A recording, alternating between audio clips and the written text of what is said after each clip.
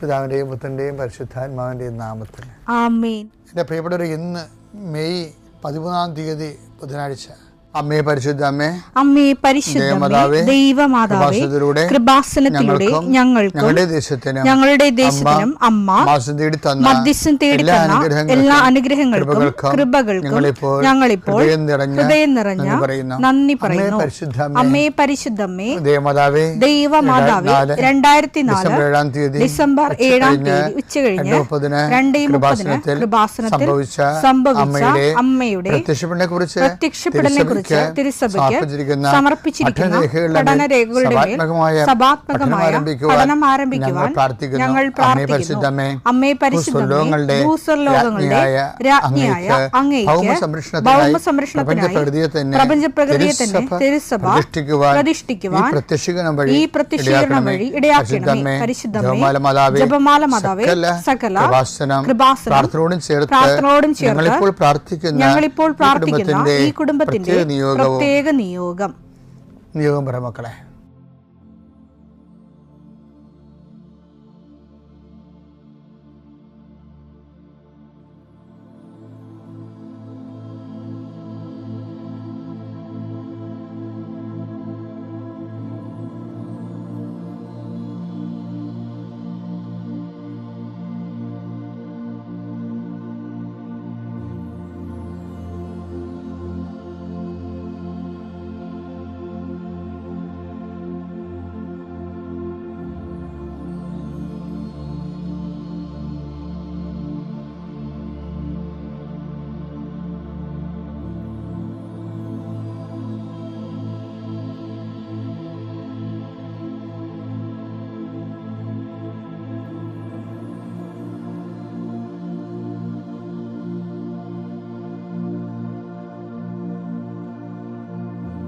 അമ്മയുടെ പ്രത്യക്ഷീകരണത്തിന്റെ ഈ അനുഗ്രഹവേളയിൽ ഞങ്ങൾക്ക് സാധിച്ചു തരുവാൻ കനിയണമേ.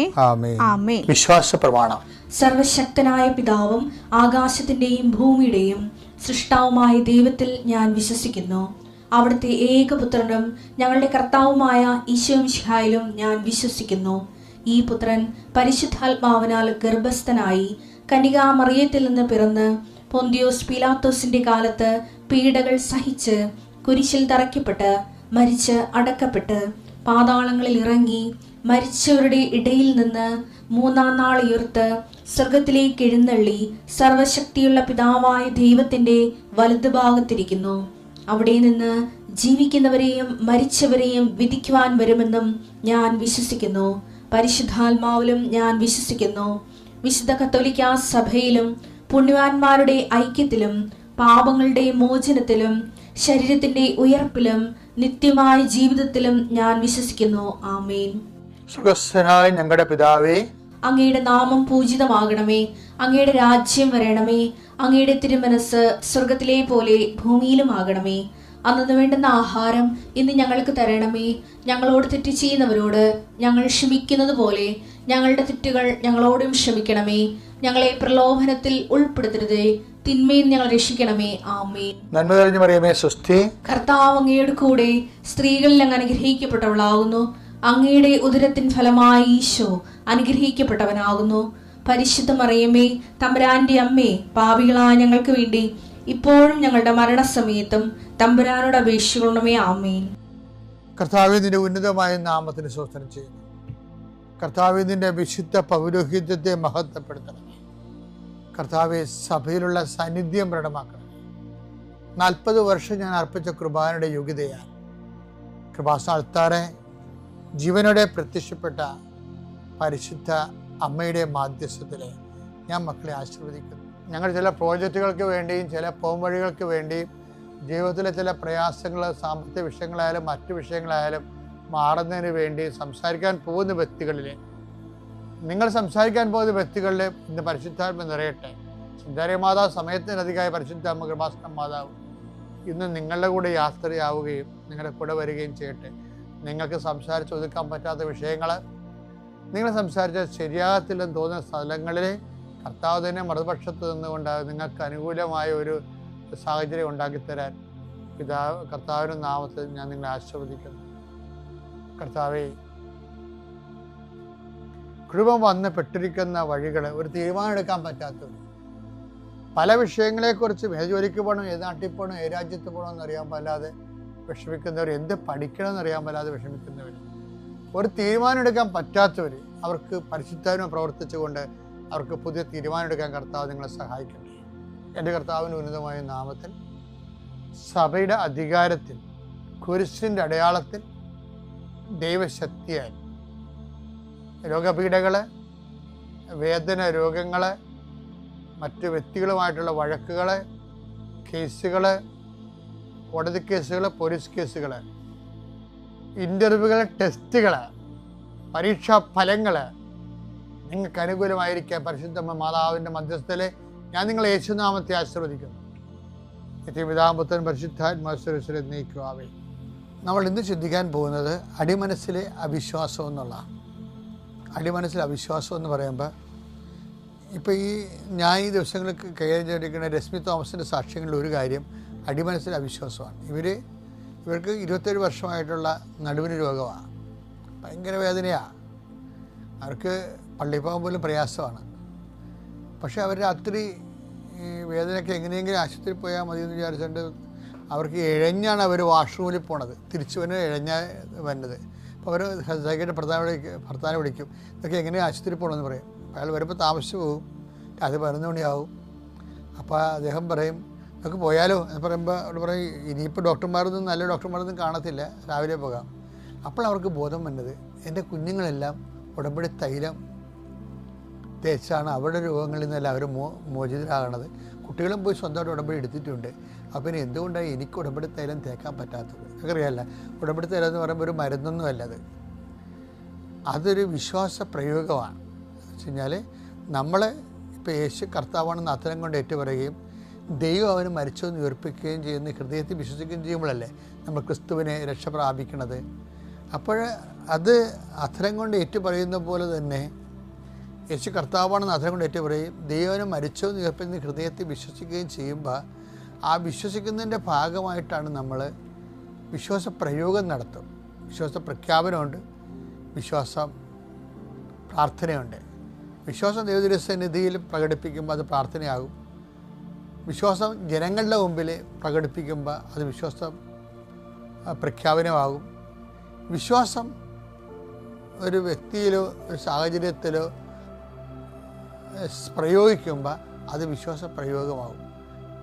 ഉപ്പുടമ്പടി തൈലമൊക്കെ യേശു കർത്താവാണെന്ന് അത്തരം കൊണ്ട് ഏറ്റുപറഞ്ഞ് ദൈവം മരിച്ചെന്ന് ഉയർപ്പിച്ചെന്ന് ഹൃദയത്തിൽ വിശ്വസിക്കുന്നതിൻ്റെ ഭാഗമായിട്ട് തെറ്റാതെ വിശ്വാസ പ്രമാണം ചൊല്ലി കർത്താവെ നിങ്ങൾ കുടുംബങ്ങളിലേക്ക് പോകുവാൻ, അവിടെയുള്ള രോഗികളെ സുഖപ്പെടുത്തുവാൻ എന്ന് പറഞ്ഞ വിശ്വസിക്കുന്നതിന് കൂടെ ഈ അടയാളം ഉണ്ടായിരിക്കും എന്ന് പറഞ്ഞില്ലേ? മർക്കോസ് 16:17 വിശ്വസിക്കുന്നവരുടെ കൂടെ അടയാളം ഉണ്ടായിരിക്കും. അവർ എൻ്റെ നാമത്തിൽ പിശാചുക്കളെ ബഹിഷ്കരിക്കും, പുതിയ ഭാഷകൾ സംസാരിക്കും, അവർ സർപ്പങ്ങളെ കയ്യിലെടുക്കും, മാരകമായ എന്ത് കുടിച്ചാലും അത് അവരെ ഉപദ്രവിക്കുകയില്ല, അവർ അതാണ് സംഭവം. അവർ രോഗികളുടെ മേൽ കൈവെക്കും, അവർ സുഖം പ്രാപിക്കും. വിശ്വസിക്കുന്നവർക്ക് കർത്താവ് നൽകുന്ന അടയാളത്തിൽ ഒന്നാണ് രോഗസൗഖ്യം. അപ്പോൾ അത് വിശ്വസിച്ചുകൊണ്ട്, കർത്താവിൻ്റെ നാമത്തിൽ വിശ്വസിച്ചുകൊണ്ട് യേശു കർത്താവിൻ്റെ നാമത്തിൽ വിശ്വസിക്കുന്നത് എന്താണ്? യേശു കർത്താവാണെന്ന് അതിനെ കൊണ്ട് ഏറ്റു പറയണം. ദൈവനെ മരിച്ചെന്ന് ഉയർപ്പിച്ചെന്ന് ഹൃദയത്തിൽ വിശ്വസിക്കണം. എന്നിട്ട് അത് പ്രയോഗിക്കുമ്പോഴാണ് വിശ്വാസ പ്രയോഗം. അതിലാണ് ഈ ഉടമ്പടി തൈലമൊക്കെ തേക്കുമ്പോൾ. പക്ഷേ രശ്മി തോമസ് ഈ ഉടമ്പടി തൈലം എന്തുകൊണ്ട് ഞാനിങ്ങനെ ഉണ്ടെങ്കിലും, ഞാനിങ്ങനെ ഉടമ്പടിയിൽ ജീവിക്കുന്നുണ്ടെങ്കിലും ഇതുവരെ ഉടമ്പടി തൈലം അവർ സ്വന്തമായിട്ട് ഉപയോഗിച്ചിട്ടില്ല. അപ്പോൾ അവർ വിശ്വാസപ്രമാണം ചെറിയ സ്വന്തമായിട്ട് ഉപയോഗിച്ചു. ആ സെക്കൻഡ് അവർ സൗഖ്യപ്പെട്ടു. ആ സാക്ഷി നമുക്ക് കേൾക്കാം. അവർ നേഴ്സിംഗ് പ്രൊഫസറാണെന്ന് ഓർക്കണം, അല്ല സാധാരണ ലേഡിയല്ല, നേഴ്സുമാരെ പഠിപ്പിക്കുന്ന പ്രൊഫസറാണ്. പക്ഷെ അവരെ ചെയ്യുമ്പോൾ അവർക്ക് സൗഖ്യം വരുന്നതിൻ്റെ കാരണം ഈ മർക്കോസിൻ്റെ 16:17 അവർ രോഗിയുടെ മേൽ കൈവെക്കും, അവർ സുഖം പ്രാപിക്കും. അവരുടെ അത് കൈവെക്കണമല്ല പ്രശ്നം, വിശ്വസിക്കുന്നതിൻ്റെ കൂടെയാണ്. പക്ഷേ വിശ്വസിക്കുമ്പോൾ ഒരു പ്രശ്നമുള്ളത് നമ്മളെപ്പോഴും ശ്രദ്ധിക്കേണ്ടത്, നമുക്ക് വിശ്വാസമൊക്കെ ഉണ്ട്, പക്ഷേ നമ്മളുടെ വിശ്വാസത്തിൽ ദൈവം അവിശ്വാസം കണ്ടെത്തരുത്. അതൊരു വല്ലാത്ത പ്രശ്നമാണ്. പലരുടെയും വിശ്വാസം ദൈവം, ഇപ്പോൾ ഇവർ തന്നെ ഇത്രയും വലിയ നല്ല ലേഡിയായിട്ട് പോലും അവരൊരു അവിശ്വാസം ഇല്ലായിരുന്ന, അവരുടെ മക്കളൊക്കെ എല്ലാം രോഗപ്പെടുത്തലും തേച്ച് സുഖപ്പെടുമ്പോൾ ഇവരെന്തുകൊണ്ടാണ് ചെയ്യാത്തത്?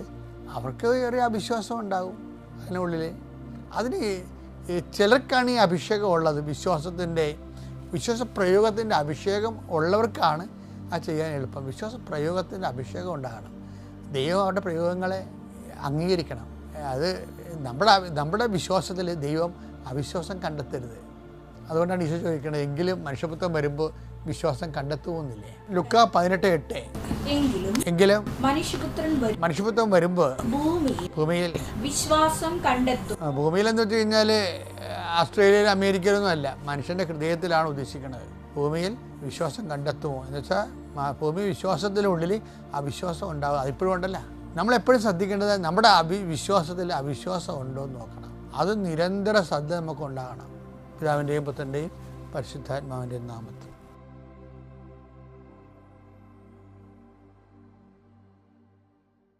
അത്യപൂർവ ദൈവാനുഭവങ്ങൾ ഇനി നിങ്ങൾക്കും സ്വന്തം.